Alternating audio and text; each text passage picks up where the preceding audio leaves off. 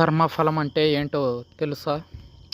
కర్మఫలం మనం చేసే కర్మల పరంగా మనకు లభించే ఫలితం. అది మంచిదైనా కావచ్చు, లేదా చెడ్డదైనా కావచ్చు. ఇది 2 విధాలుగా ఉంటుంది. పుణ్యఫలం, పాపఫలం. ఈ 2 భూమి మీద జరగాలంటే ఖచ్చితంగా భౌతిక సూత్రాలను అనుసరించే జరగాలి.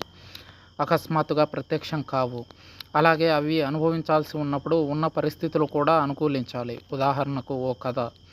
చీకటి కావస్తుండగా ప్రయాణికులతో పూర్తిగా నిండి రద్దీగా ఉన్న ఒక బస్సు తన గమ్యస్థానానికి బయలుదేరింది.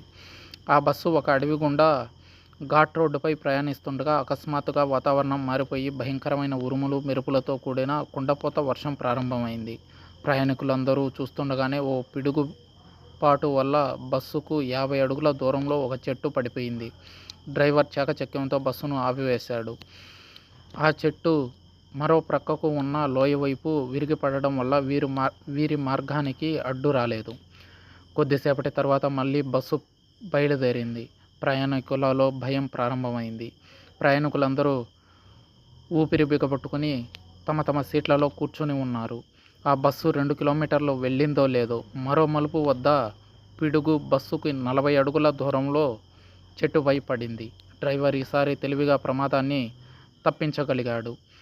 ఇలా 3 సార్లు జరిగింది. మూడోసారి పిడుగు 30 అడుగుల దూరంలోనే పడింది. ఇప్పుడు ఇంకాసేపు బస్సు మీద పిడుగు పడడం ఖాయమని ప్రయాణికులలో భయం తారాస్థాయికి చేరుకుంది. అరుపులు, ఏడుపులు ప్రారంభమయ్యాయి. తమ ప్రాణాలపై తీపి పెరిగిపోతుంది ప్రయాణికులలో.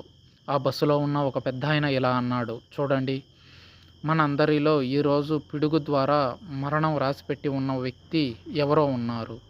అతని కర్మ మనకు చుట్టుకుని మనందరం కూడా అతనితో పాటు చావాల్సి వస్తుంది. నేను చెప్పేది జాగ్రత్తగా వినండి.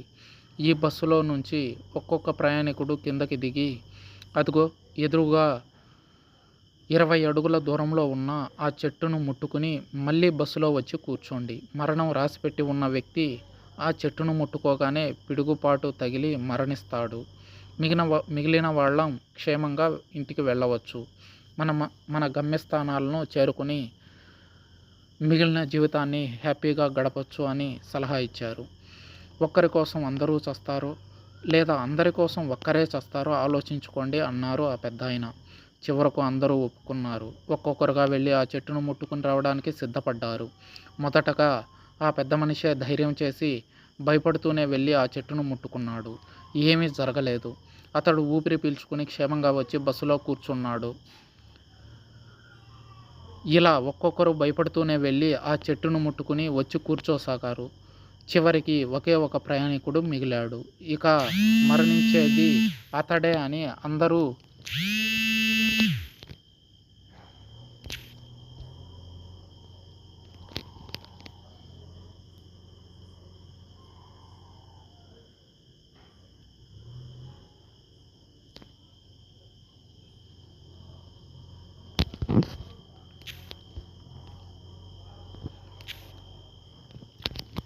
మరణించేది అతడే అని అందరూ పూర్తిగా నిశ్చయమైపోయారు. చాలామంది అతని వైపు అసహ్యంతో, కోపంతో చూడసాగారు. కొందరు జాలిపడుతూ చూడసాగారు. అతను కూడా చనిపోతానేమో అనే భయం పట్టుకుని బస్సు దిగి చెట్టును ముట్టుకోవడానికి నిరాకరించాడు. కానీ బస్సులోని ప్రయాణికులందరూ నీ వల్ల మేమందరం మరణించాలా, వీల్లేదు అంటూ అతన్ని దూషిస్తూ బస్సు నుంచి బలవంతంగా కిందికి నెట్టారు. చేసేది లేక ఆ చివరి వ్యక్తి వెళ్ళి చెట్టును ముట్టుకున్నాడు. భయంతో గట్టిగా కళ్ళు మూసుకుని దైవ ప్రార్థనలో మునిగిపోయాడు. వెంటనే భయంకరమైన మెరుపులతో పిడుగు వచ్చి తాకింది. తర్వాత భయంకరమైన శబ్దం వచ్చింది. కానీ పిడుగు వచ్చి ఢీకొట్టింది ఆ చెట్టునో లేదా అతన్నో కాదు, ఆ బస్సును ఢీకొట్టింది.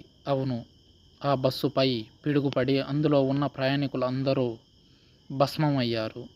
నిజానికి ఈ చివరి వ్యక్తి ఆ బస్సులో ఉండడం వల్లనే ఇంతవరకు ఆ బస్సుకు ప్రమాదం జరగలేదన్న సత్యాన్ని గ్రహించని మిగతా ప్రయాణికులు వారి స్వార్థం వల్ల అందరూ మరణించడం జరిగింది. ఇంతసేపు అతను వారితో కలిసి ఉండడం వల్లనే అతని పుణ్యఫలం, అతనుకున్న దీర్ఘాయుషు వారందరినీ కాపాడింది. అదే ఎప్పుడైతే అతను బస్సును వీడాడో మరుక్షణం ఫలితం అనుభవించడానికి పరిస్థితులు అనుకూలంగా మారాయన్నమాట. అంతసేపు వారి పాపఫలాన్ని ఈ ఒక్కడి పుణ్యఫలం నిలువరించింది. ఈ కథలో లాగానే మనం జీవితంలో సాధించిన విజయాల్లో కానీ, ఆపదల నుండి రక్షింపబడిన సందర్భాల్లో కానీ ఆ క్రెడిట్ అంతా మనదే అని అనుకుంటాము. కానీ ఆ పుణ్యఫలం మన తల్లిదండ్రులది కావచ్చు, జీవిత భాగస్వామిది కావచ్చు, పిల్లలది కావచ్చు, తోబుట్టువులది కావచ్చు, మన క్రింద పనిచేసే వారిది కూడా కావచ్చు, లేదా మన శ్రేయస్సును కోరే స్నేహితులది, బంధువులది కావచ్చు. మనం ఈరోజు ఇలా ఉన్నామంటే అది మన ఒక్కరి కృషి ఫలితమే కాదు, ఎంతోమంది పుణ్యఫలం, వారి ఆశీర్వాద బలం, వారి వారి అదృష్టాన్ని పంచడం కూడా కారణం. ఒక సినిమాలో చెప్పినట్లుగా బాగుండడం అంటే బాగా ఉండడం కాదు, అందరితో కలిసి ఆనందంగా ఉండడం.